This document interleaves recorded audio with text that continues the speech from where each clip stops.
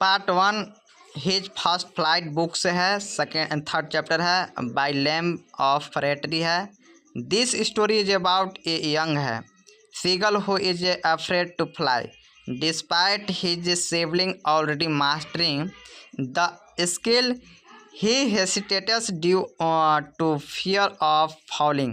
His parents tried to encourage him, but he refused. Eventually, his mother tempts him with food, and in his attempt to reach it, he accidentally flies. He realized that flying is natural and experiences the joy of soaring over the sea. एक भागवन कहानी है, उसकी पहली उड़ान है, एक पक्षी है, फर्स्ट फ्लाइट से है और लेखक हैं लियाम ओफ्लाटी हैं। यह कहानी एक युवा सीगल गगनचुंबी पक्षी की है जो उड़ने से डरता है। उसके भाई बहन उड़ना सीख चुके होते हैं लेकिन वह घबराता है और कोशिश नहीं करता। उसके माता पिता उसे प्रोत्साहित करते हैं लेकिन उसका डर बना रहता है।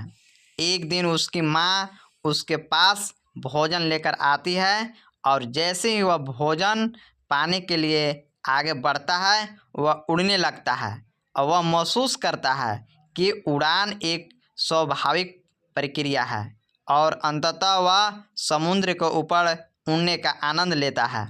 यही जो पक्षी है, अब पक्षी जो है इनको कोई नहीं देता था, भाई माता पिता कोई नहीं देते खाने के लिए। उसको माता आई भोजन देने के लिए और साथ ही वो क्या कर देती है कि भोजन देती नहीं है, उड़ जाती है।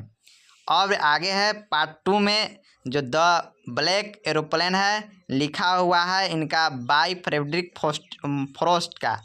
जो this is a mysterious story about a pilot flying a Dakota plane from France to England.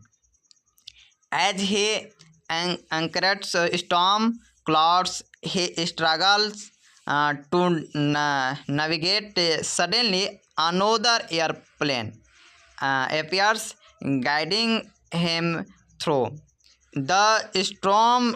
After landing, he tries to find the other pilot, but is told there was no other plane in the sky.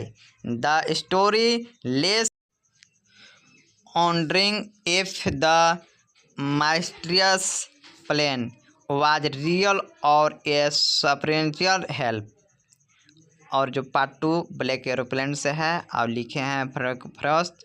भाग 2 काला हवाई जहाज, लिखा हुआ the black aeroplane, लेखक हैं Frederick Frost. यह कहानी एक पायलट के अनुभव को दर्शाती है जो अपने डकोटा विमान से फ्रांस से इंग्लैंड जा रहा होता है। अचानक वह घने काले बादलों के बीच फंस जाता है और दिशा भ्रमित हो जाता है।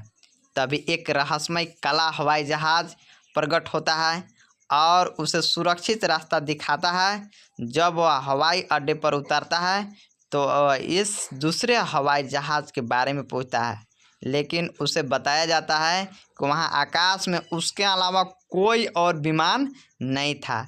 यह कहानी पाठकों के लिए एक रहस्य छोड़ जाती है, क्या वह काला हवाई जहाज़ असली था या किसी दैवीय शक्ति की मदद। देखिए इस चैप्टर में जो है दैवीय शक्ति का ही होगा, क्योंकि वहाँ पर उतरने के बाद यहाँ पर विमान जो है, विमान का कोई नहीं आता पता था, लेकिन वहाँ पर विमान आ जाती है तो लगता है दैवीय शक्ति है। आगे कहानी और विस्तृत से बता